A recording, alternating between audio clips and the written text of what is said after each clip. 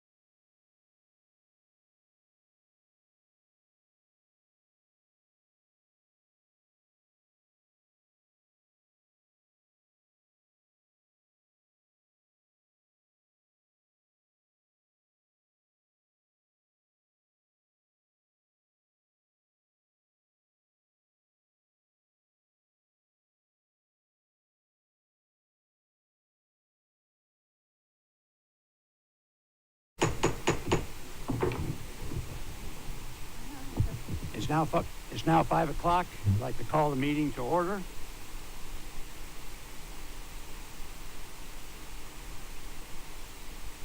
Okay, we're getting settled. All right. Please stand for the Pledge of Allegiance, followed by a moment of silence. Pledge allegiance to the flag of the United States of America and to the republic for which it stands, one nation, under God, indivisible, with liberty and justice for all. Please remain standing for a moment of silence for Camden Jackson, high school student from Beaufort High, who was killed in a bicycle accident recently.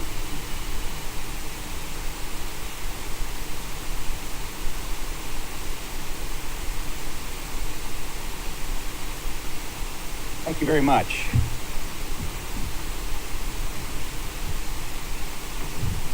Has the media been notified, Ms. Cushenberry? Thank you. I need a motion to approve the agenda. So moved. Moved by Mr. Ney, seconded by Mr. Dallas. Any discussion? Hearing none. All those in favor signify by saying aye. Aye. Opposed? Motion carries. We have now a public comment period. We have one public comment. You have the card? Put it here.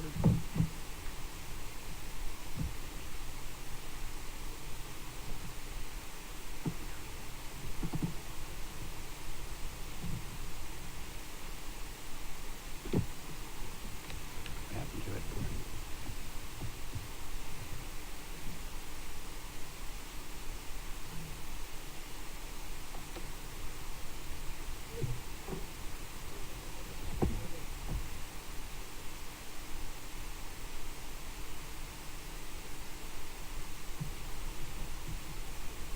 All right.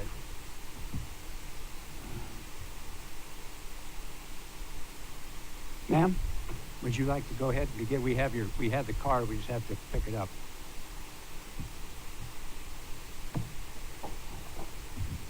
Now, we have rules for board meetings for public comments. Speakers participating in person shall read and fully complete a public comment card that we can't find right now and submit it to the board's executive assistant. Public comment cards will be available at the board meeting site beginning 30 minutes before the scheduled board meeting.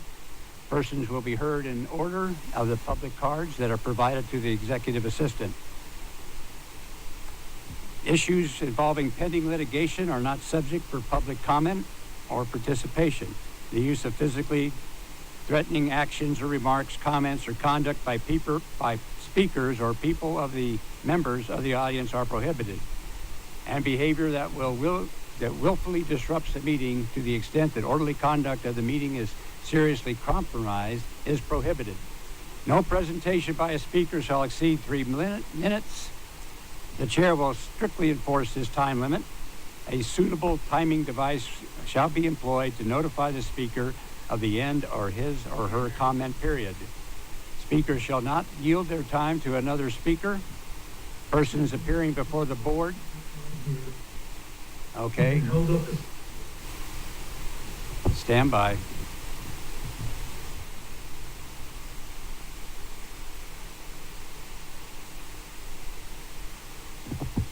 Well, they are working on it. Just so that you guys know, if you can hear us, they are working on it.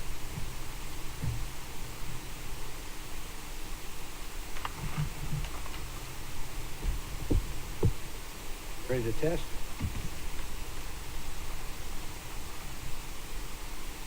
Can you hear me? I can hear you. Okay.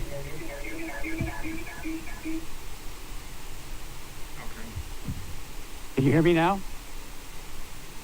Okay. All right, I'm not going to start this over again because it's really made for the speaker.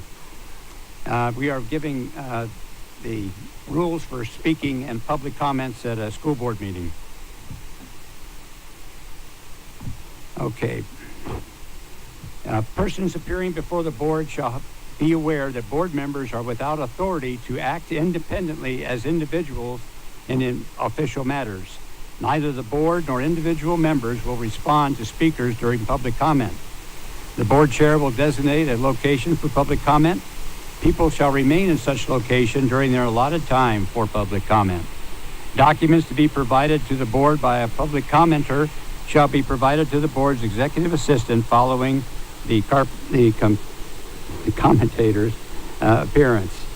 People who have not had the opportunity to deliver comments publicly may submit written public comments to the board's executive assistant. And our public comment person is Ann Ubellis. And she lives in Beaufort. And her topic is Sand Sharks 2020. Please go ahead. Good evening. Recently, the school board put forth a referendum that was amazing. For capital projects, they voted capital bonds. It didn't cost taxpayers. Investors made profits, as so did the district. Projects were being completed on time and under budget. It's a win-win situation. Why aren't you doing that now for all referendums? Instead, what's being given is a stealth tax. It's being pushed upon residents in the form of multiple county industrial parks agreement. By mislabeling the state campus as an MCIP, you infer that we do not need a referendum. USCB is not an industrial park, and it's a state-run university. You want to divert school funds for a state capital projects? Why? Additionally, Jasper School Board has been dissolved under state control while undergoing criminal investigations. Jasper cannot be represented by its members, so if the state represents them, have you now given us multiple grounds to challenge you in court?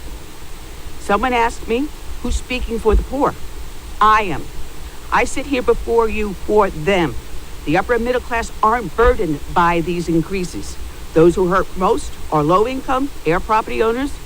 They are most likely to have their properties put up on the sales tax. The school board chairman addressed council and the Solo Regional Board. He advised them that the school board overwhelmingly rejected the proposal. Quote, 6 high school principals state that they will not hold their once-a-year 2-hour graduations for operational and logistical reasons. He added, in the last 7 years, 61 graduations have been held in the football fields, and only 1 was in a gymnasium due to heavy rain. He further told the council and the SLOLO that we needed to focus on a county referendum to improve our roads to protect over 3,000 school employees and over 36,000 students who travel by bus or car. Additionally, this project, without a clear, concise referendum, will create such distrust that voters may not approve any future capital improvement projects. And I agree. Remember the failed sales taxes of 2021 and 2024 recently? The USC Beaufort campus is already a rockbed of cultural events, including concerts, plays, performances, meetings, seminars, and even an annual Easter egg hunt.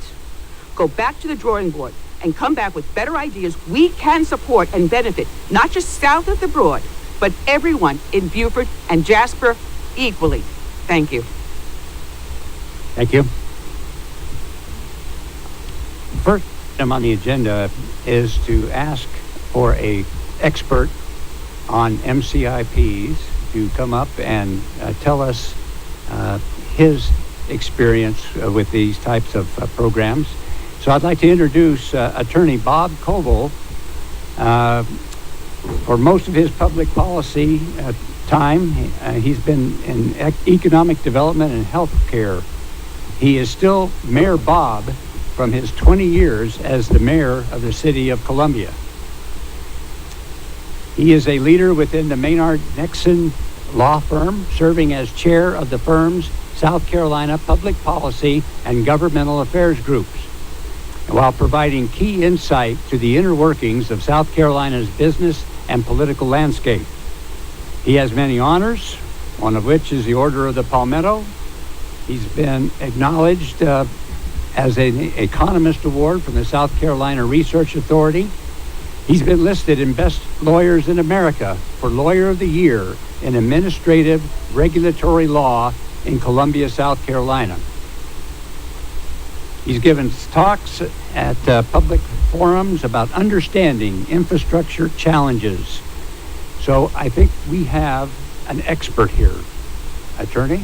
So would you please tell us your views on MCIPs? Thank you, Mr. Chairman. I don't know if I'm an expert, but I better accept the compliment. Thank you very much. My name is Bob Coble. I'm a former Richland County Council member, former mayor of Columbia, and an attorney, as the chairman indicated. I am here not as an attorney for anybody. I'm not getting paid by anybody. I'm here just to give some educational background on the multi-county industrial parks. Your bond counsel, Franny Heiser, who she and I went to high school together, on city council together, and work on many projects together, recommended me. So I'm delighted to be here. She is out of the country, but I'm delighted to be here and just give you sort of the background from my perspective of the issues with the multi-county industrial parks and the fee in lieu of taxes, and not having an opinion, not advocating, but just some of the facts that I think would be important to the school district and to county council members, though I know both of you have very fine attorneys that would give you good legal advice. So in terms of the education of folks, I'm not a bond attorney, but an attorney with a fair amount of experience, and I would say more practical experience as a mayor and as a former county council member and an attorney who has worked on these projects. A multi-county industrial park can include one or more geographical areas within a county designated by the county as an area for industrial economic development projects. The law requires that each county have a partner county, for which for Beaufort is Jasper County. Now, that can cause a lot of questions as to why we have that. That's just required by the law, and usually it's a 1% a sharing of revenue that you don't do for any other reason, really, other than it's a legal requirement. The pursuant to the state law, the revenue that would have been paid as taxes in the area for property within a multi-county industrial park is considered to be, for revenue purposes, a fee and not a tax. That gives the county more flexibility in allocating what that money would be spent for. A fee in lieu of tax agreement, which would be part of what the county would approve, covers the distribution of revenue collected within a multi-county industrial park. After the 1% normally is given to the partner county, in this case Jasper, county council has legal authority to distribute the fee to some or all of the project cost.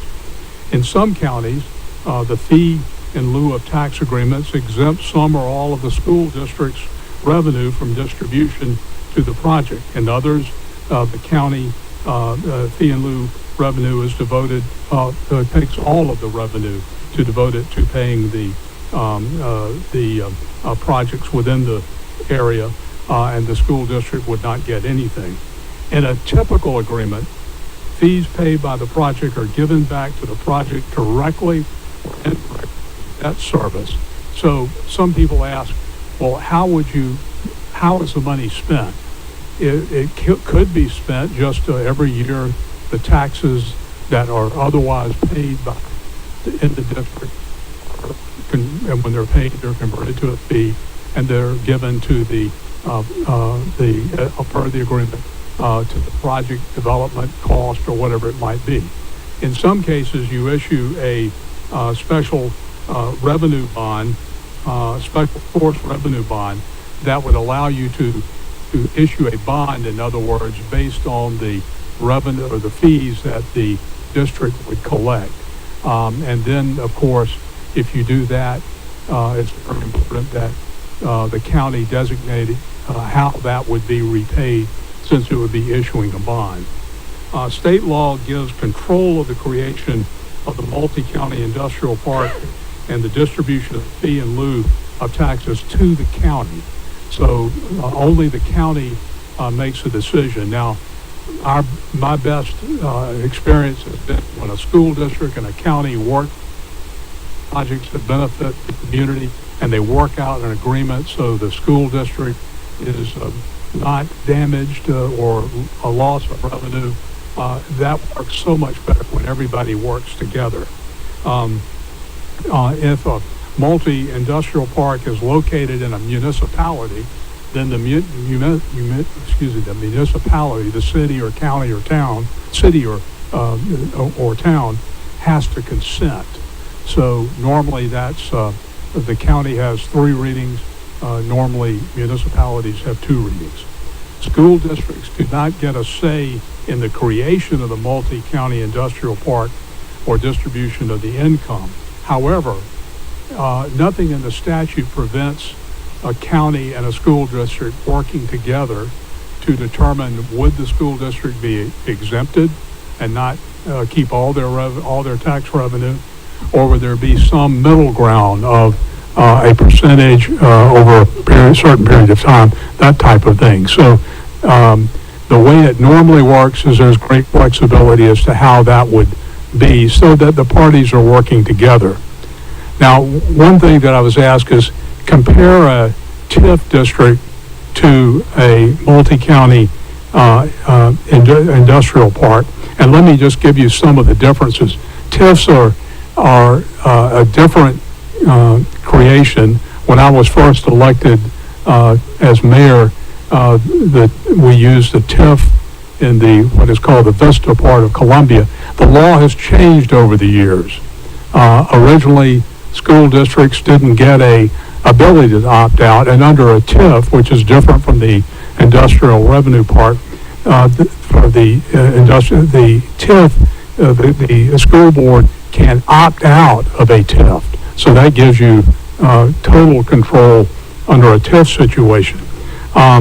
In the multi-county industrial park, the school district cannot legally opt out, but they can try to work with the county to negotiate a participation that is between 2 governmental entities that is satisfactory to both.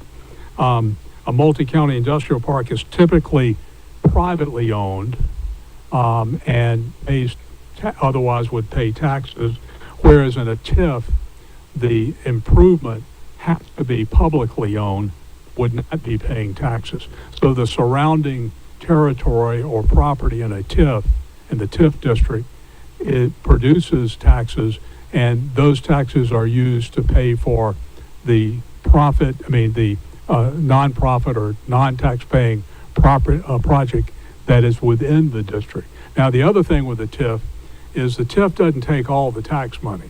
The TIF just takes the money of the property that, when it's improved and the surrounding area property goes up in value, that additional revenue over and above what was there originally, that's what is used in a TIF district. The industrial park is much more flexible. The counties have much more flexibility, but it gives you the ability to sit down with your partners, with the county, and try to come up with something that is doable and workable. You know, part of the thing is, well, what does this multi-county industrial park, how does it impact the finances of the school district? And that's going to take your staff and the county working together, or perhaps with the developer or the person, the entity promoting it, looking at all the numbers to have a clear understanding of what the impact would be, since it is going to include, this one may include more property than just the project, because the project, as I understand it, would not pay taxes. I think you want to carefully look at that. So when you talk about the impact on the school district, you're talking from a position of facts and knowing what it means. And I think that's very important. One thing to also consider is that in a multi-county industrial park, the 4% residential property tax for the school district, you don't under Act 388, school taxes are not paid anymore. Well, those monies don't go into the multi-county industrial district. It's not counted as a fee because obviously it's not paid. And that's very important as you analyze the impact on the school district and how much money is being brought in from both the county and the project as well as the school district. Why don't I stop with that, and if anybody has questions, if not, I know y'all are discussing this, and I'll be here if a question comes up. Any questions? Mr. Smith? Good afternoon. Thank you for coming, and I appreciate your presentation and for all that you've offered us this far. There is a building in Columbia that that is used. I think it is a I believe it's between Richland 1 and the city. I think is that correct? That they have in Columbia. It's the conference center. The convention center, yes. Right. So, what would be the difference in that and this? And I can speak because I'm one of the attorneys for the Columbia Convention Center and was mayor when it was started. That was funded with TIF financing, in addition to other financing in terms of the state helped with an earmark, that type of funding. But TIF funding was the primary source that I think would be referring to, not the multi-county industrial tax. So with the TIF financing, that area was an old abandoned steel fabricating plant, Klein Steel, wonderful family. They moved to elsewhere, and the property around it was an old industrial district. So it fit perfectly for what a TIF would do, which is the property was purchased, and then the convention center was built using those revenues, and the TIF district, which included more than the convention center, included a lot of the Vista, increased in value because of the project. Now, in that case, we worked out an agreement with the county, with the school district, Richland 1. Right. And back then, it changed while the convention center was being developed over time, where the school district had the right to opt out. But we made an agreement with the district where there is actually a Richland County 1 Hall of Fame room in the building, and they are able to use for various. They do some graduations there, but they can use it as for various events at no cost. So that was an agreement that we worked out. But that was TIF and not the industrial, multi-county industrial park. So does Richland 1s, do they get finances from that? They get, the TIF is expired. It was for 20 years. So they now have the benefit of all the Vista taxes that would have been there. Now, this would be important. Back then, the school there was nobody in the area to be educated. And the area only included that. And it only included the increase of property taxes so if the convention center had not been successful and there was no increase in property taxes, they wouldn't have, they would still have gotten what they originally had. I think the TIF is fine-tuned for a project that's going to be a catalyst project. It's going to redevelop an area. It's going to allow for the value that is added by the project to help pay for it. The multi-county is taking property taxes that are already spent, so you have to be very careful that if you're going beyond just the project, because with a multi-county industrial project, it can pay taxes. It can pay taxes. In a TIF, you can't pay taxes because it has to be owned by a governmental entity.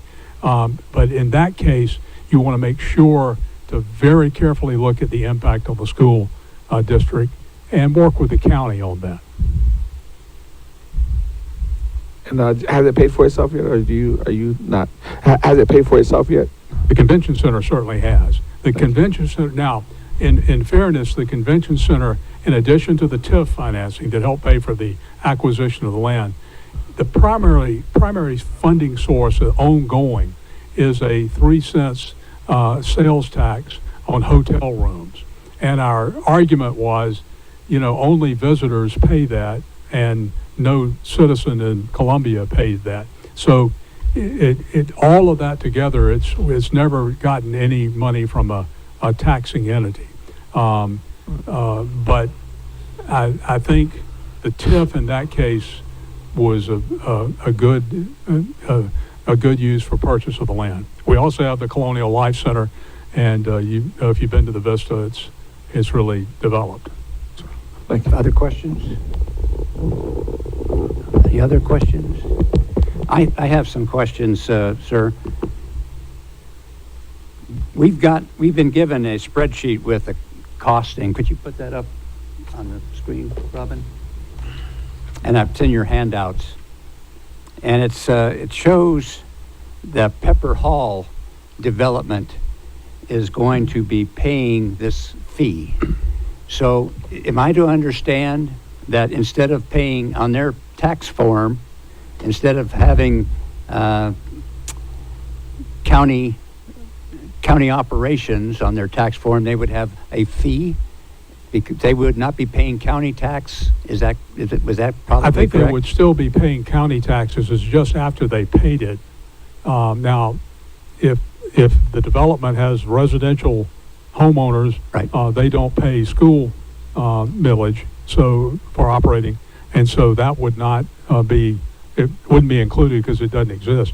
But the fee is paid, and then once the the county treasurer gets the money, they convert it to a fee legally, and it is allocated per the agreement that the county ordinance directed it. I see.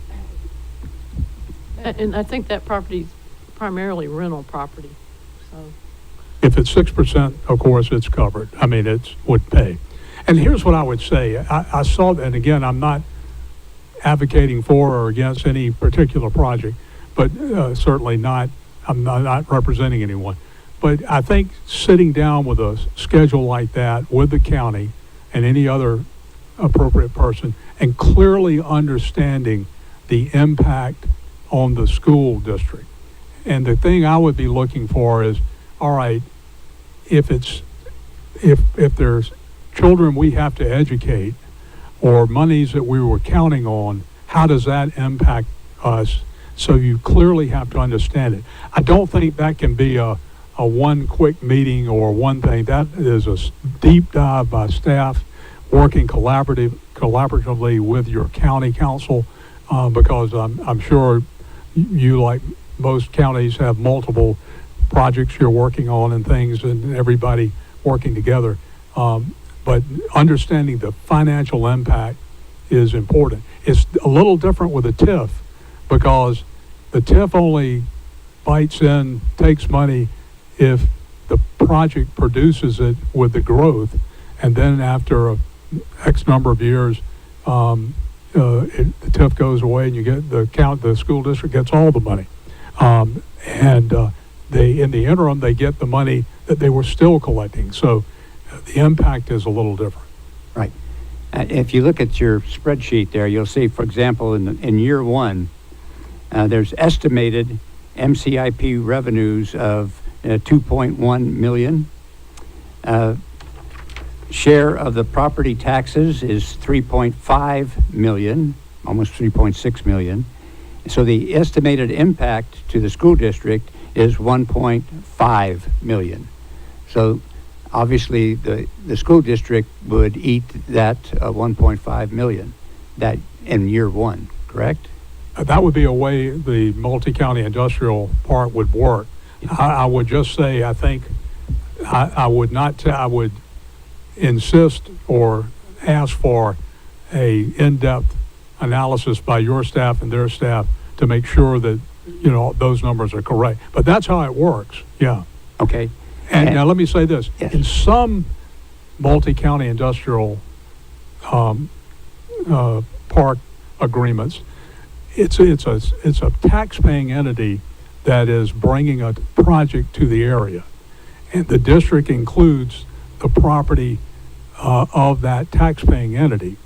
So the school district, if they waived it under that case, is very limited. It's directed to one project, and then you're trying to analyze it. Will that project produce children that we have to, it's a different analysis.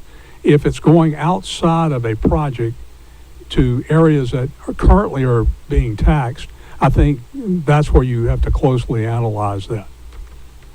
Okay. And another question. To build this project, you say that they can do a special revenue bond, correct? Special source revenue bond. Right. And Well, let me say this. Yes. Under the multi-county industrial park legislation, they can have the FELO, or the fee in lieu of taxes, and that revenue that that the entity gets could be used for the special source revenue bond. Right. Well, in that case, somebody would have to sell the bond, and they would take the fees to make the payments on the bond fee. The county would. So this would be done by the county? It would have to be done by, I say it would have to be done by the county. It would have to be done by someone who could issue a bond. I can't imagine, other than the county, who it would be. However, not representing the parties, there may be certainly more to the story. I don't want to, advocate or appear to be, but who issues the bond and how they do it, I think would be one of the issues, that you would need to make sure you understood. Okay. Other questions? Mr. Dallas? Thank you, Mr. Chair. Thank you, Mayor, for helping explaining and helping understand the mechanics of the MCIP. My question goes more to the long-term strategic impact on the school district. So when we look at MCIPs, my understanding is this negotiation has been going on for 5 solid years. And we, to my knowledge, have not been made aware until 2 months ago that there was this consideration, and there was already a road show where it's being taken into the public. So when you look at the Beaufort County School District going back 7, 8 years, we used to have some real severe challenges in credibility with the public, so the school district failed 2 referenda itself, neither of which, if I recall correctly, achieved more than 30% approval rating from the voters. The last 2 for us have been 68 and 72% approval rating from the voters. Our projects have been on schedule. They were slightly over budget during COVID because everything changed. The current referendum is on schedule and under budget, so we regained some credibility. And then to hear from a strategic perspective that there's been this negotiation for that long and we've not been included is really sort of perplexing and concerning. So a lot of times in the TIF, as I understand it, the entity that's covered by the TIF gives up current day cash flow for future outcomes. There's an inherent risk in that. So those are the types of things that we're faced with as a school district. At the same time, our percentage of pupils in poverty and our multilingual learners goes up, where we have to spend more dollars per student to educate those kids. At the same time, the expectations of the state is rising. So it's sort of a conundrum for us to hear that it may potentially be $68 million. I don't know if that's accurate. It's a projection, though, that would be taken away from the school district. So I'm just talking about the strategy and the long-term implications of it. So it seems to me it would be sort of a replay of a phrase we used to hear in American history: no taxation without representation, if we don't have veto power over it. Just my perspective. Your comments? Well, reiterating, I'm not advocating or for or against any project. I would say this.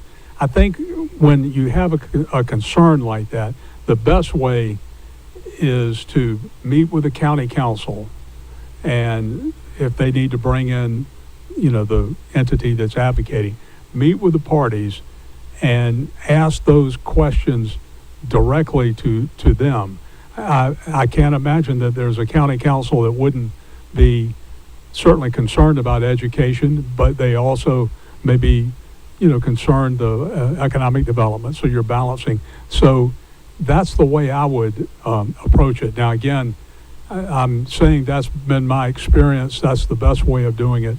Not advocating for or against anything, but that's the way I would do it, which is sit down and share the concerns. Now, I think obviously sharing concerns is what you're doing tonight, but you may want to have staff and all involved. I don't mean to dodge that question, but I'll dodge it. How about that? Okay, well, let me circle back to one of the three topics that are inherent in that question. I moved 19 times in my career, and with those many moves, you sort of learn what makes appreciation occur, fundamentally go up in an area. There are three things. Security. People want to live in safe areas. Number one, you're moving your family. You don't want to have to worry about them while you're traveling. The second thing, even more important, is good public schools, because young families cannot afford a lot of the private options. So if we're not going to be able, or we're going to be strained unduly to prepare students, then that will tie into economic development. The last thing is good commuting lanes between residential areas and job centers. Every time we've moved and every time we've followed and made sure we get a security report, look at public school scores, and look at the traffic patterns, appreciation has been very beneficial. So there is an economic tie-in to the value and the performance of your public schools from experience, not just conjecture. Thank you, sir. Sir, you also mentioned the difference between property taxed at 6% and property taxed at 4%. Businesses and second homeowners versus primary homeowners. In this handout we have up there, there's an assumption there'll be 121 townhomes with an average tax value of $350,000 assessed at 6%. What's happened in Horry County was they had the same kinds of assumptions, that so many of the properties would be assessed at 6% and so many would be assessed at 4%. What they found out is that more people bought those properties rather than rented those properties, so there was less 6% money than anticipated. My question to you is, sir, we have two sources of revenue from tax. We have our school operations and our school debt. How does the county take that two pots of money and take so much out of one, or all of it out of one, or do they disperse it? How does that work? Well, the Act 388, and I'm not an expert on that, Act 388, I know it's impacted counties particularly as well as school districts, replaced the operating millage for school districts with a sales tax. And so if it's 4%, I believe it's just for operating and not capital. I could stand to be corrected there. But if it's 4%, they don't pay the tax, so it doesn't go into any pot. And that would be dependent on how it was assessed in terms of 4% or 6%. So that could have a big impact. Now, I think that's one where having a clear understanding, if it's a projection, what does that mean? If there's a special source revenue bond, that's when it comes in. If it's not, then the fee would just be what it is, and you could pay for it however. I mean, you would get it, the entity would get it, whatever the amount was. But if it's a bond issue, you got to have that to pay the bonds. So I'm sure that would require a lot more detailed analysis of that. Other questions? Mr. Smith? So, if I'm hearing you, well, but yet the question would be, so in this way, Mr. That was he asked you a question. So what would be, let me, in the simplest degree, what's the pros and what's the cons here? Better yet. Say that again. And to the simplest degree, what's the pros and what's the cons? I think the pros are, let's go with pros first. The pros are both the county and probably everybody, wants to see smart growth, expanded, services for the college. There's nothing wrong with wanting for that. The con is you got to make sure it doesn't. One, you certainly have to make sure it pays for itself. So you have the bond issue and all of that. But you have to make sure it doesn't leave the school district having to educate new children and you don't have the money for it. I think the best way of doing it, since I don't know the particulars other than, the highlights we've heard tonight, the best way of doing it and keeping everybody on the same sheet of music is a deep dive with your county council members and the staff to make sure that everyone knows the answers to the questions as best they can. And maybe the answers lead to differing opinions, but at least you have the facts that you have your say in how it impacts the school district.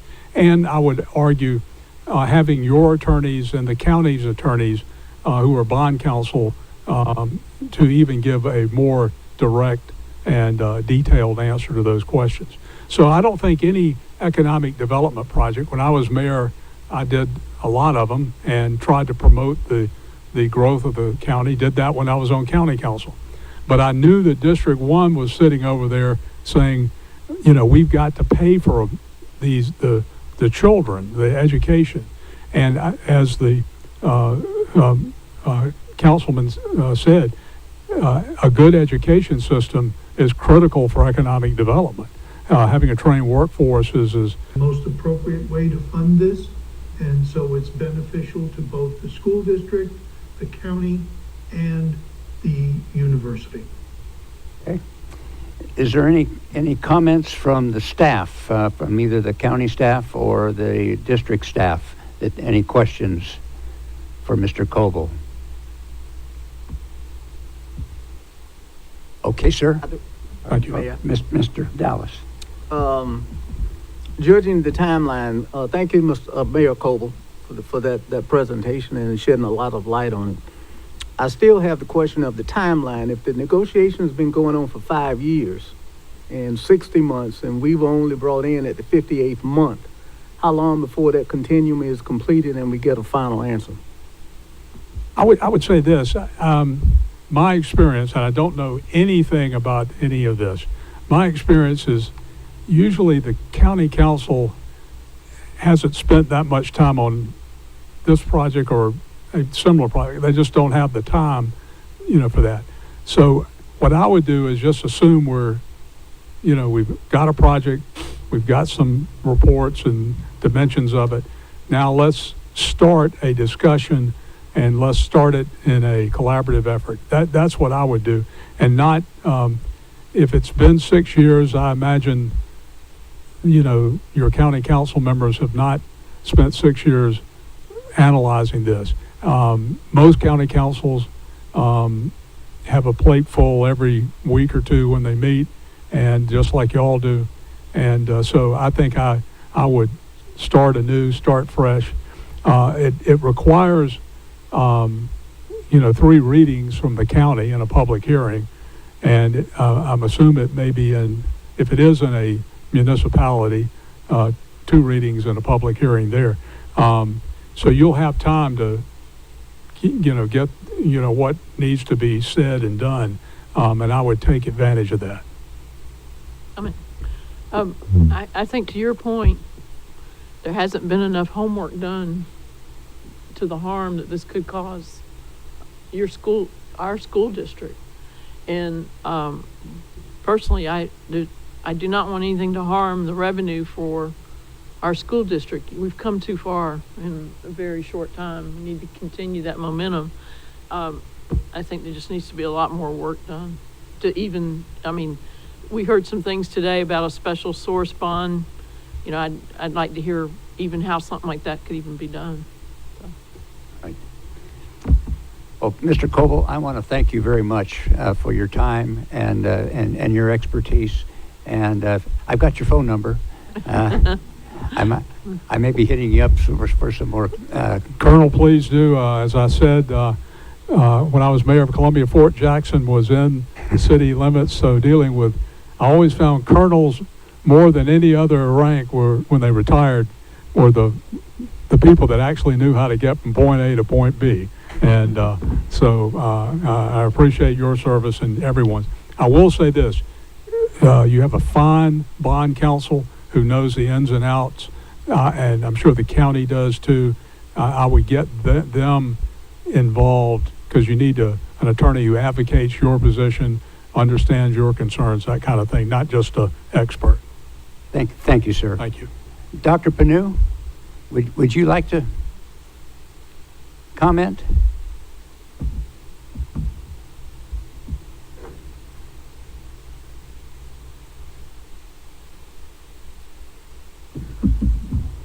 Thank you, Colonel, for the opportunity to comment. And let me begin by thanking our Mayor Coble. Excellent presentation and clarification of things. I need to put some context to much of what surrounds this, because I think it has also created a lot of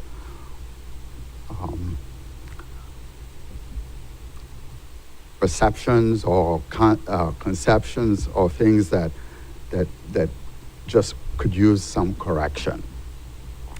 Let me begin by talking a little bit about the history. Can you speak up a little, have the mic a little closer? Okay. Yes, and also, I don't mean to interrupt, but who do you represent and what's your dog in this fight?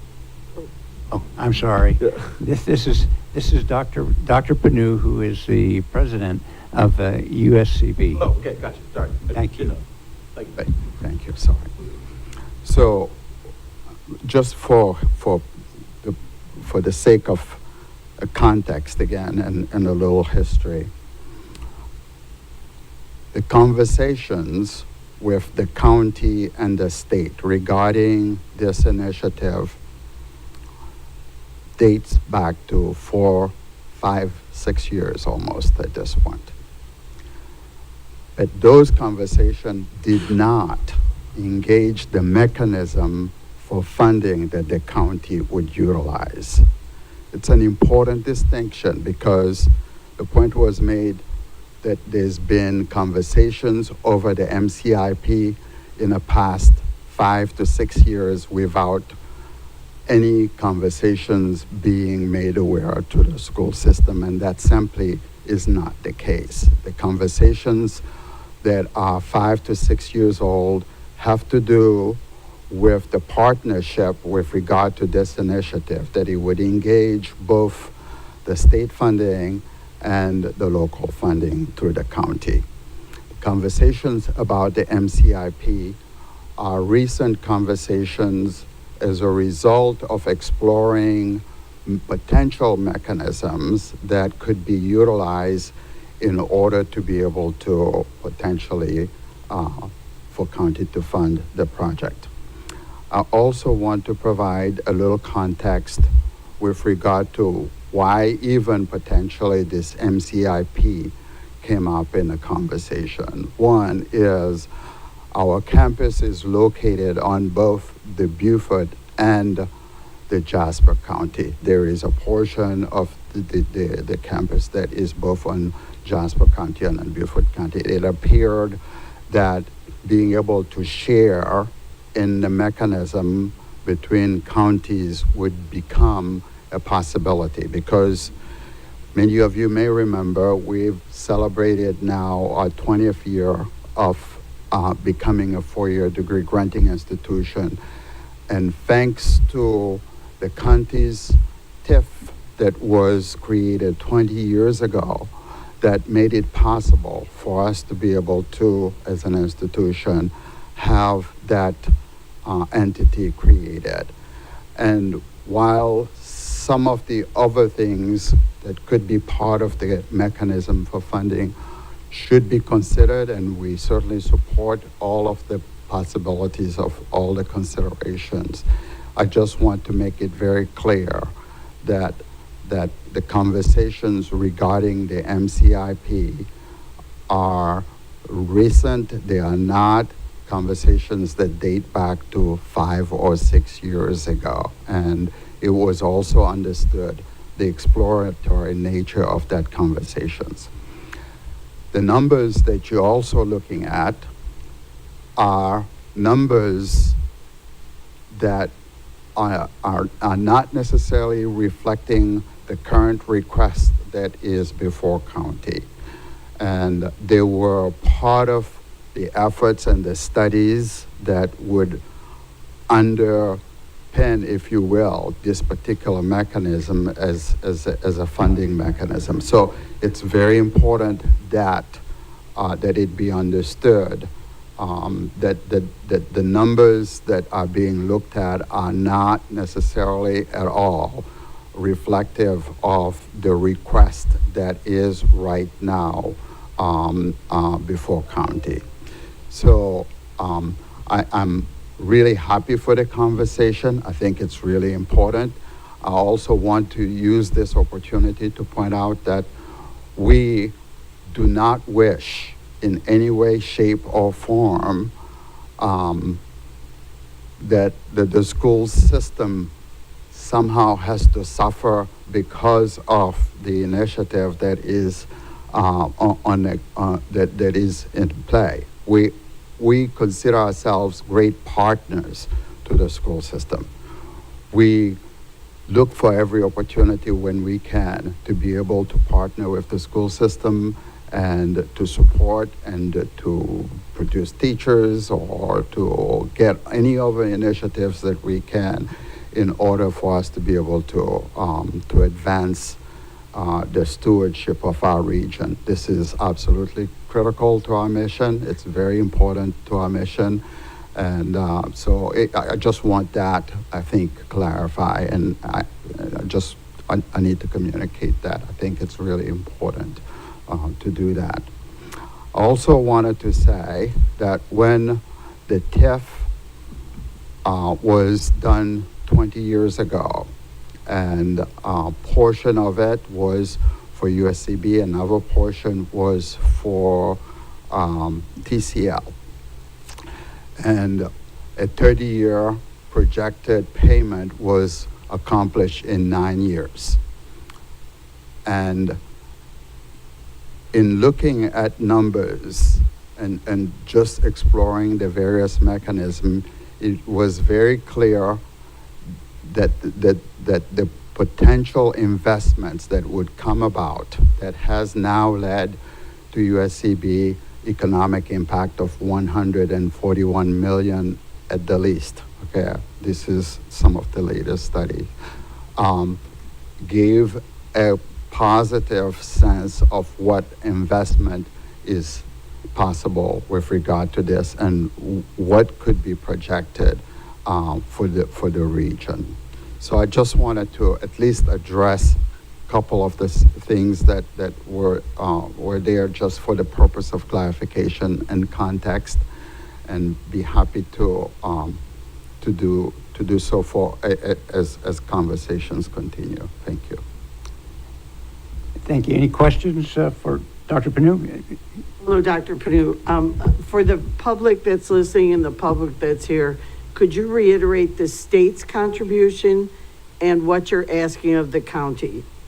Over the past 5 years, the state in tranches has now accumulated for us toward this initiative a total of $47 million.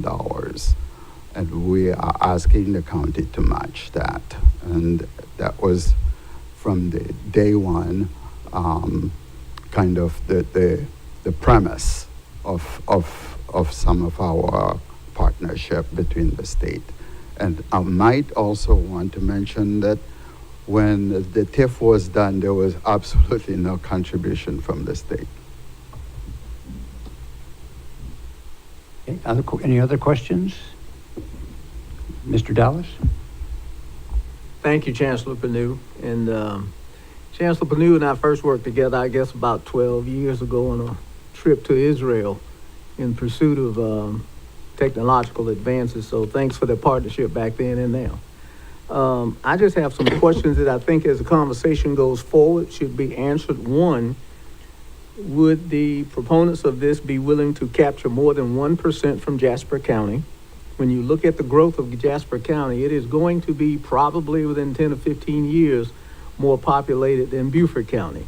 So hopefully any projections, any analysis is not just going to look at current state, it's going to look at the projection, hard line projections, so that more of the percentage can be shared. So 1 to 99 doesn't make sense to me for a school district. The second is, you mentioned that the MCIP conversation is more recent. How recent is that? Has it been just a few months and whatever? I like to get out the other ones if I may. What is the alumni percentage in terms of helping fund this? And do you plan to put up mechanisms to help ensure that is a prominent part? Most universities get a sizable amount of input and support from their alumni giving. And the higher the graduation rate is, the more alumni you produce who get good jobs and can help fund this as well. So it doesn't have to be answered now, but in terms of the conversation going forward, I think those are legitimate questions. Thank you. So you have three questions, Yep. if I might just kind of address them. And please remind me, the first question was? The first one is, I think what I heard was the minimum from Mayor Coble is that the second county has to have 1%. Right. That's Yeah. not even close to being equitable in terms of contributory percentages. So what's your thoughts? That's correct. Now, the 1% is a state requirement or a mandatory requirement of, Yes, and I don't think Jasper is contributing. That's what they get, and they get it because state law requires it. I think, again, the bond council could give the definitive, but I think 1% is as low as it can be. And that doesn't necessarily make any sense. It's just that's what the state law requires. So I would put that on the list of working together and explaining why that is. But they're not contributing. They are, just as if Jasper did one of these multi-county, they would contribute 1% back to Beaufort County. exactly. And that's the point I was going to get to. So we have the 1% regulations that's totally out of our controls. But when Jasper County does the MCIP, they too also are going to contribute the 1%. And yes, it was envisioned as part of this multi-phase project that we would get Jasper County MCIP engagement as well. Okay, and your second question, I believe. The recency of the MCIP conversation, you mentioned that it had been not 5 years, but more That's recent. correct. How many months? Yeah, so we started the conversation when the county put together a recommendation of a group to look into the mechanism. And we, if I remember correctly, it's probably since August or September of just before these past elections. So we're going back to about either August or September when we started having conversations. What year, sir? What year were those elections referring to? These last elections were, so that was like August or September of 24. Okay, thank you. Okay, and your last question had to do with overfunding, in particular, talking about private funding. I'm assuming because you're talking about developmental effort that would come from alumni. Yes, sir. Okay. Yeah, obviously we are engaged with alumni, but I do want you to please remember that we are a very young institution, and 20 years as a four-year degree granting institution is not very, very long for as institutions go. And while we do get funding and development effort also coming from alumni, and while we do plan other sources of funding for this particular initiative, I just want to put that in perspective. Yes. Dr. Perdue? Yes. I'd like to read you.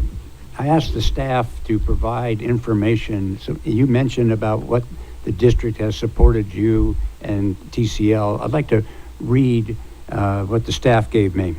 In 2002, the school district proudly supported USCB Beaufort and Technical College of the Lowcountry in the development of new facilities at the Bluffton campus through the New River TIF. The plan included $26.5 million in instructional facilities for USCB and $7 million for TCL.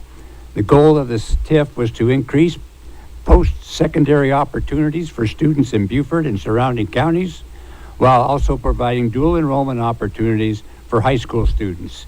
Beaufort County School District participated at 60% of the revenues for this $35 million project. Our support was further enhanced by participation in the Hilton Head Island TIF extension in 2014, which included construction of the Hilton Head campus of USC Beaufort. In 2017, the school district supported the Technical College of the Lowcountry's Culinary Institute. These investments were not just in infrastructure, they were also investments in the community. Beaufort County School District has a long-standing partnership of dual enrollment with USCB and TCL that greatly benefits the students in Beaufort County and surrounding counties. The expansion of higher education facilities has broadened the opportunities of our students. It allows them to graduate early, minimize student loans, and strengthens our local workforce pipeline. That's all good news. But I want to point something out. In 2019, we had a referendum. And it's the first referendum in 11 years after having two referendums fail. We structured that referendum with two questions. Question one was for academic infrastructure, schools, renovations, and so on. And question two was for athletic fields, the football fields, it was for the playgrounds, it was athletically oriented question. And the referendum was provided to the public saying, okay, we have two questions. If you don't feel that the academic piece is should be paid for by taxpayers, say vote no on that.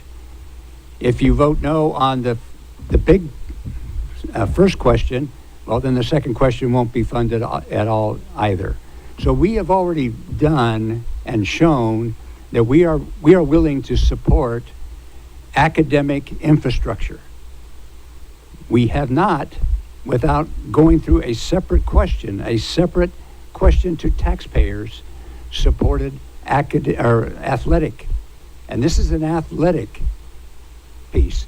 So that's part of the problem that some of us have, is we aren't going to get anything out of this. Our students will not use the field.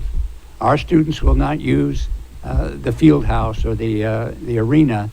And we've talked to all the principals, and the principals say it's not big enough to allow us to do the graduations the way we have done them in the past. Our parents want graduations on their football field. When we had to stop graduations on the football field because the state said we couldn't have that big a assembly in any one place, and we did individual graduations in the auditoriums of each of the schools, we took great heat because we weren't following what's been a generational practice of having graduations out on a football field. It's also, when I look at the schematic of this facility that's being proposed, it's not like, I went to Clemson's graduation, and they did it in the field house, and it was nice. But it's also huge, big, and there's room to line the students up and get them out there. I had just come through, sitting through 6 graduations of our graduations out, getting in the heat in the afternoon. I said, boy, I wish we could do our graduations like that. But this facility is not big enough to do that because we have to line the kids up. We have to do the graduation march in and play the music. We have to hand out the folder for their diploma. We don't hand out the diplomas. The student gives a name piece of paper on how it's pronounced phonetically, and their name is announced as they walk across the stage. Then they go back and they get their diplomas to put in the folders. That would not be possible in the size of the facility that you're looking at. So the principals do not feel that that is a viable alternative to use that. So that's a problem, and that's a problem to get support from board members and staff and faculty in the school district. So I just want to let you know that's kind of in the background. Okay. Carl, just for information, just what size are you looking at? What would be the size of the facility that would be adequate for your purposes? For what they do now is they say students that's name starts with A through D meet in classroom 1, D through X in class 1, 2, 3, 4. They meet in classrooms. They get in alphabetical order. A lot of students don't attend graduation, and you don't know until they don't show up. But you have to get them lined up in alphabetical order, check to make sure that their robes and caps and everything are okay, and then they form in the hallways of the school, and then they march to the football field. And then the band plays, parents scream and shout as they see their child coming down, doing the march, and into their seats. And then when the graduation is over with, they generally gaggle a bit, but then they go back to that classroom, and there they get the diploma to put in their folder. Now, in that facility, we'd have to have a place to line them up, get them organized, hand out the diplomas. And looking at the schematic, I haven't seen the full footprint, but I don't see how that's possible. That's what they do that at the field house at Clemson, because it's a big facility and there's an under the concourse area that they can get all that done. I don't see that in this building.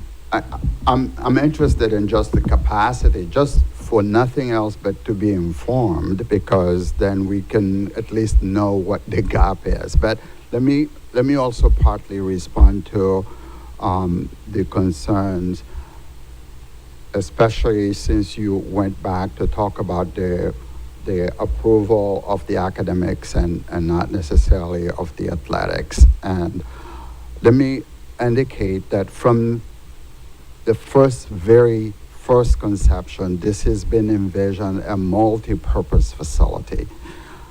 Athletics is only a portion of it, but there are many other utilizations, and including at one point emergency responses that were considered for a multi-purpose facility. So I wouldn't just squarely put it into just one bucket in there. We'd envision a multi-purpose facility that would serve the needs not only of the institutions but of the community beyond just the potential athletic facilities. But to your point, I think it would be really beneficial to understand the size that would be ideal, just so in the conversation, it would be possible to see whether or not such a configuration could be attained. What we do now, early on, when we were having conversation about this multipurpose facility, and as often is the case, we do have principals on campus for recruiting purposes and for informing purposes. And the interest was indicated, and this is one of the reasons why you will see graduations being put in there. I understand that there may have been a change of mind and that that's not an interest on that part, and that's understood. No problem. But I just want it be clarified, the genesis thereof and the context. Okay, sir. Thank you. Mr. Smith? First of all, let me start by saying thank you, Dr. Perdue, for coming up here and basically coming up here and sharing your opinions on this meeting.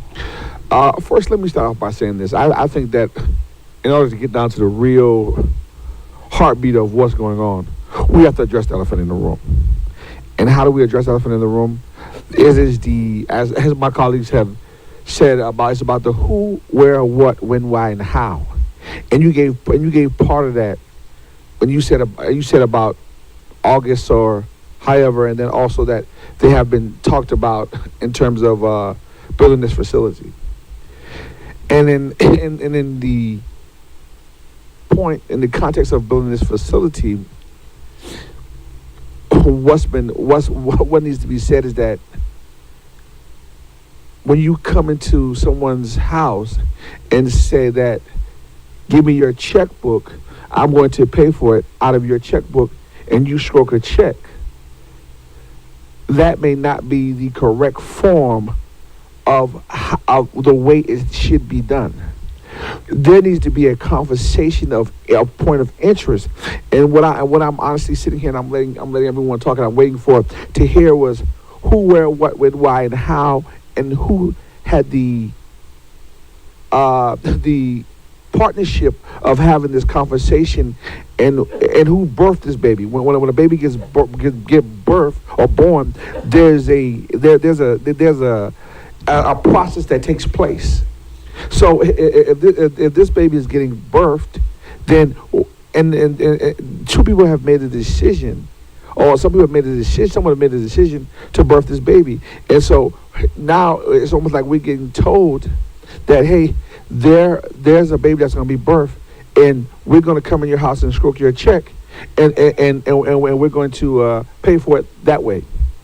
Now, the issue at hand here is I believe that I'm only one person I'm speaking on. I mean, I'm hearing because I have been waiting and I have been kind of, didn't really understand it, and I was really trying to understand the context of this and how this got started. And I also understand that the University of South Carolina, that this is an extension of the University of South Carolina, and they have millions of dollars along with they have millions of dollars. Rev, you may shake your head at that. That's my perception from where I sit in understanding all the student activities and things that they have, and that they also have they have a couple other universities throughout the state of South Carolina. And so what my mindset tells me is that if we're preparing as the head university, and the president sits at the University of South Carolina in Columbia, and this is an extension of that same university, then we the same way how the school board, how we go back and we allocate our finances and we talk about our budgeting. If this is something that they really have been talking about for 5 or 6 years, then the question comes to me is, what in the heck have they been budgeting for this process, for this project? Not just what the South Carolina, not just the $47 million that we're being given, but also what skin in the game are they bringing down here? Because this site also entitles them to a whole more lot, and in terms of a hell of a more lot to them than what it does to the school district. And that's where the problem is. And at the same time, The school district should have been invite to the table. When someone come in my house, I don't say, hey, I'm gonna talk to you outside. I invite them in the house and I invite them to the table to have a conversation. So therefore, I can see what their dues and what their wants are. And that's just the realistic of being good partners or being good neighbors. And in this project, people are, they're talking around this table, not saying, listen, straight out, I'm gonna keep it cut out dry. This board or this body doesn't seem as though that there has been the work and the labors of good neighboring. It was a strong arm, and this is something that they really want to have happen. We do know that the climate in this community right now, in this county, is that they're not really pushing development. So therefore, I think if this is something they really want people to buy into, then they need to have a conversation with the school board, because that's who's going to be part of the check. And the school board just went out and told people that their taxes are going to go up. But with this project, from the numbers that you're giving me, that would not be true. So therefore, that's putting us in a spot, because now you're putting us in a spot to say, look here, the statement that you made is untrue. So Colonel Geyer just went in when was telling you about the hell we went to get those two referendums passed. And so therefore, why am I bringing that up? Because I'm talking about the trust that we had to go through the community to get those things passed. And we just told the community that the taxes aren't going to go up. But with this initiative and this project, it will go up. So I just think that is more of a meeting of a mind, who, what, where, why, and how this conversation take place. You just can't go into people's house and ask them for their checkbook and write checks, because the checks have to be payable and the check has to cash. So the conversation at some point in time must bring all the people into it. But I believe that it's been critically, in terms of, it's kind of been said that it seems like this is not appetite right now. But I'm not a no. But I don't think that everyone has said that, because I believe everyone is a component of educating our kids and doing right when it comes to kids.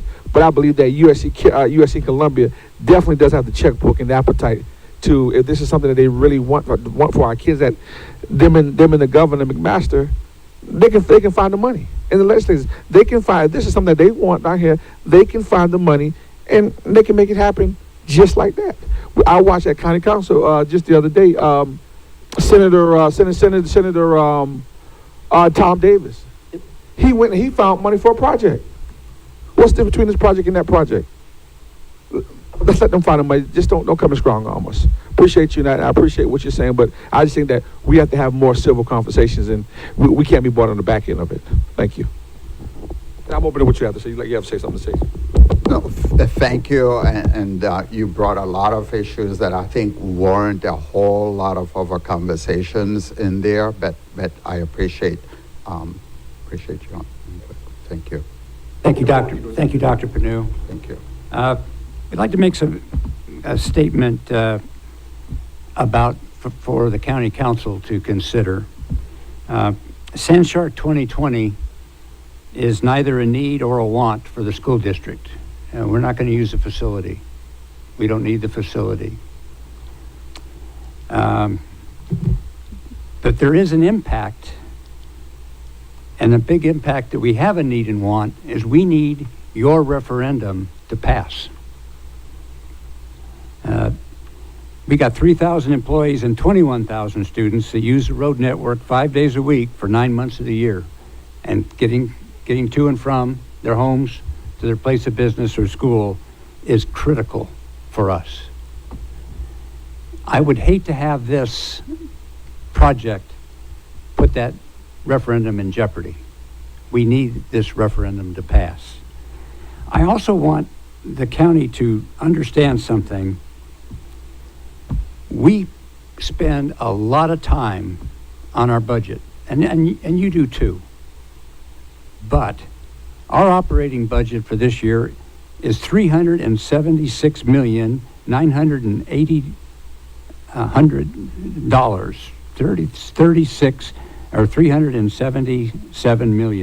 Our debt service budget is $108 million. Could you put this slide up?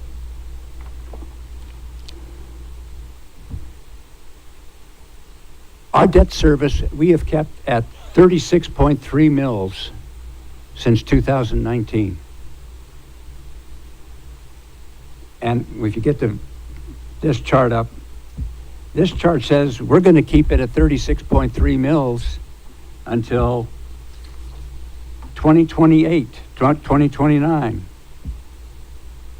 or now 2028. That's how we got public to approve our referendum, because we're able to manage our debt. We spend one day a year as a board, call it debt day.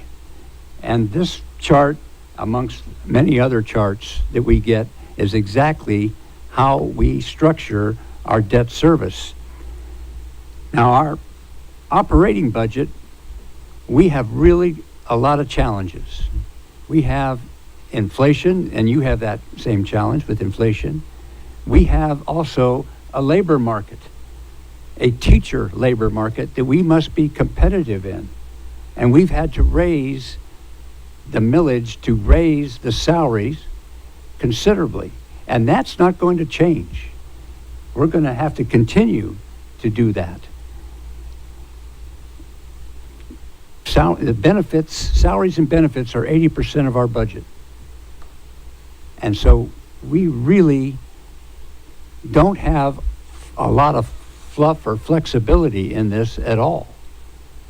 And so this is going to be a big challenge to try to figure out something that I don't believe we will ever see consistency in the fees that we get and what we have to pay. I don't know who's going to manage this bond. You're going to need a bond. You're going to have to borrow the money to start the project. Who's going to get that? Who's got the credit rating to get a good bond? We do. Do we want to do that? No. We're already managing more debt. The school district manages more debt than all the debt of all the other local taxes from the county, all the cities, the fire departments, and everybody else that borrows money. We manage more than that, and just in the school district. And variables cause us problems. And variables of fees, variables in what the state decides we're going to have to raise salaries or raise benefits or raise retirement that we have to deal with. And here is another variable. And that's a problem. And so we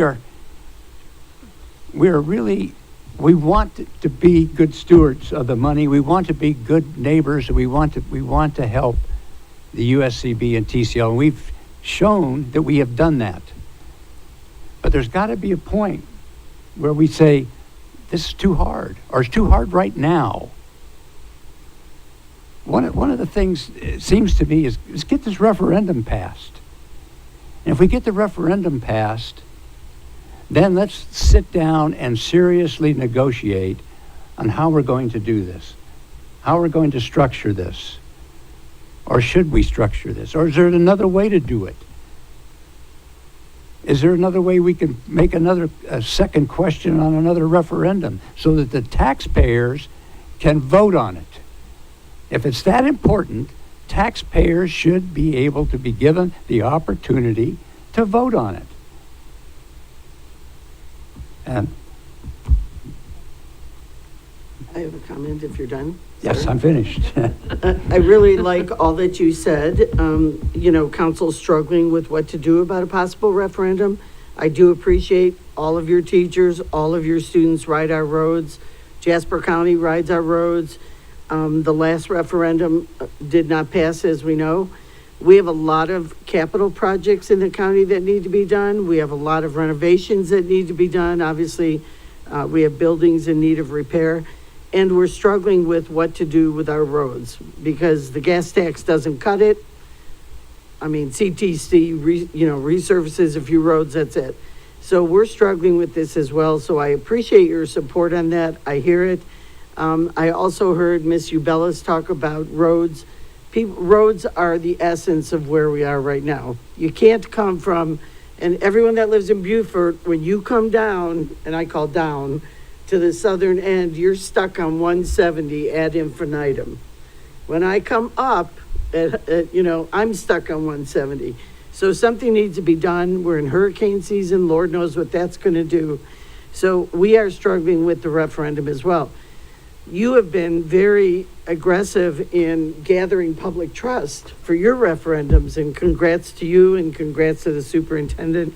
Well deserved. So we are working to regain trust. That's our goal as a county council. But eventually the roads have to hit us in the face. That's it. I mean, either that, if we don't go for a referendum in 26, it pushes to 28. And Lord knows what the roads are going to, yeah, so I'm looking at your face. So I think that's part of our discussion, but I definitely appreciate your support in that. I think it means a lot to us. Comments? Mr. Bartholomew? Well, Colonel Guyer, appreciate it. I agree with you that this is not your burden to bear on this. I can see the benefit to having this stadium or whatever you want to call it built. I can see the benefit here, but I'm just starting to scratch the surface and kind of doing the deeper dive into this. But where is USC on this? Don't they have the bonding capacity? And couldn't they be the bond entity that does it? I mean, it is a state Dr. Panu, institution. would you like to answer that? That's the one thing that's kind of confused me is why is USC not leading the charge on this and us coming to the table to try to figure out ways to pay that debt service back?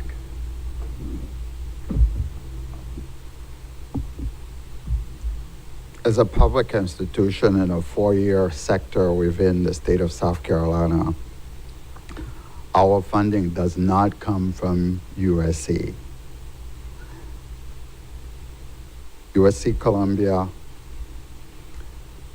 is the head of a USC system with multiple institutions there, but these are separately accredited independent institutions, and they draw their funding from the state, from tuition, from development efforts that are there. They don't draw their funding from USC Columbia as an institution that would give its funding to another. Okay.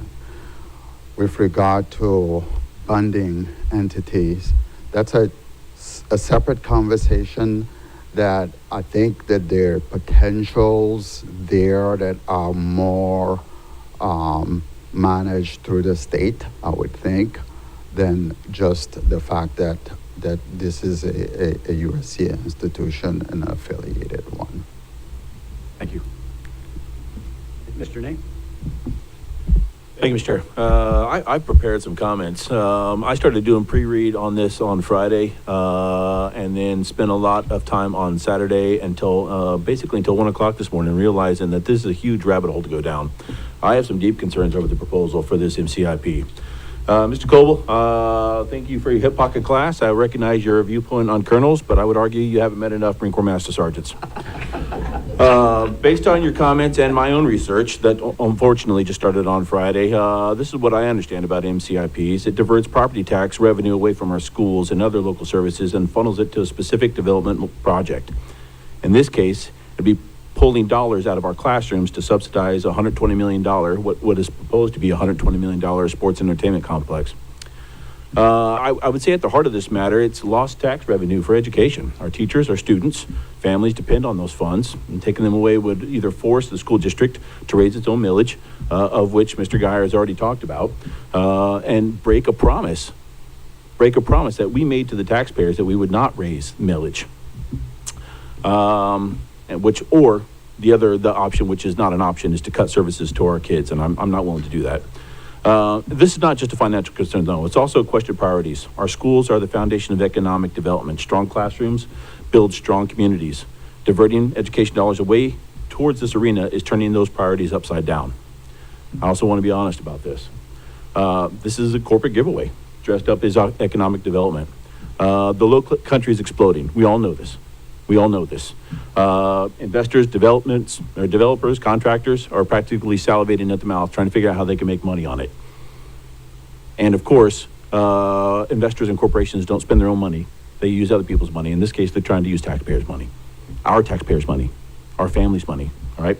I believe that's shifting the burden onto people that is least able to carry it. But for me, the concern goes even a little deeper. Once a property is placed in MCIP, revenue sharing rules lock all of us in for decades. That's long-term rigidity. And as I mentioned, the explosion, we need flexibility now more than ever to be able to leverage the economy, our local economy, towards changes that we may not see coming yet. Growing enrollment, facility needs, curriculum investment, and if we do this, the revenue's just not going to be there. We will have signed away our flexibility. There's also the infrastructure burden. Big projects require new roads, utilities, services. Taxpayers funded those, will fund those up front. If the arena or its associated developments, I believe there's a hotel slated to go in there, if any of these underperform, then we're left with maintaining oversized infrastructure while our schools scramble for resources.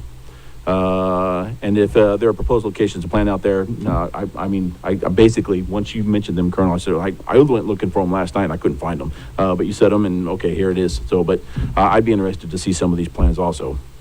And you can't, of course, ignore the mission drift.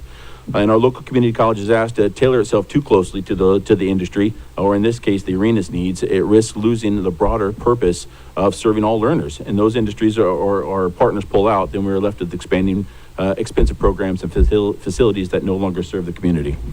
And as everybody has alluded to already, there's the public trust issue.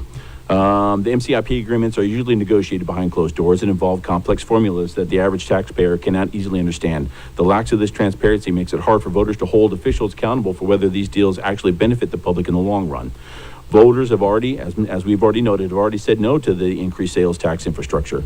To turn around and use the MCIP, which bypasses direct voter approval, which Colonel just alluded to fund a controversial project, not only deepens the sense that our local government isn't listening, but it also fuels the argument that local governments can't be trusted, and we need this infrastructure referendum to pass. We need the trust. We must have this infrastructure. So I highly recommend, if we're going to try to get this infrastructure passed, or the referendum passed, that we not support this MCIP. Now, I want to be clear. I do not oppose the university. I don't. My daughter utilized the dual enrollment program, and she loved it. I do not oppose the growth. And I don't oppose the dream of the arena, but I am totally opposed to raiding school funds to make it happen. If this project is worthy and can stand on its own merit, let it be funded through private invested, state appropriations, or their own referendum, which citizens can decide. But do not take our children's classrooms to build hotels, golf courses, and whatever is planned to go on that thing. If we choose to move forward, I think a couple things need to happen. First, the full project needs to be published and transparent. The MCIC agreement with all the percentages and distributions, language, and all that kind of stuff. I think I remember seeing in the Posting Courier that Jasper County was going to be asked to support 20%. So I'm not sure if that has changed. So if that's the case, then I would like to see where all these percentages lay out. I don't think it's unreasonable to expect an independent financial modeling showing the impact on our schools, municipalities, and the bond obligations, which everybody's already alluded to already.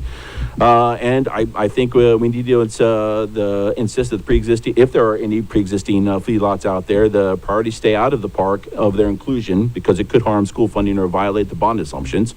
And everything about it needs to be transparent. Public hearings. I don't think it's unrealistic for the public to expect public hearings on all this stuff. In short, the under-discussed critique is not just about the above loss of revenue, but how the MCIPs distort markets, limit flexibility, burden infrastructure, concentrate risk, and reduce community choice for potentially decades. Our children must come first. Strong schools are the truest form of economic development. If we sacrifice them for a speculative arena, then we may have lost sight of what really builds a thriving community. Thank you. Madam Chair? Heard a lot of good information, and I agree with many of the statements that were made. Particularly, we can't do this at the risk of hurting our own youth.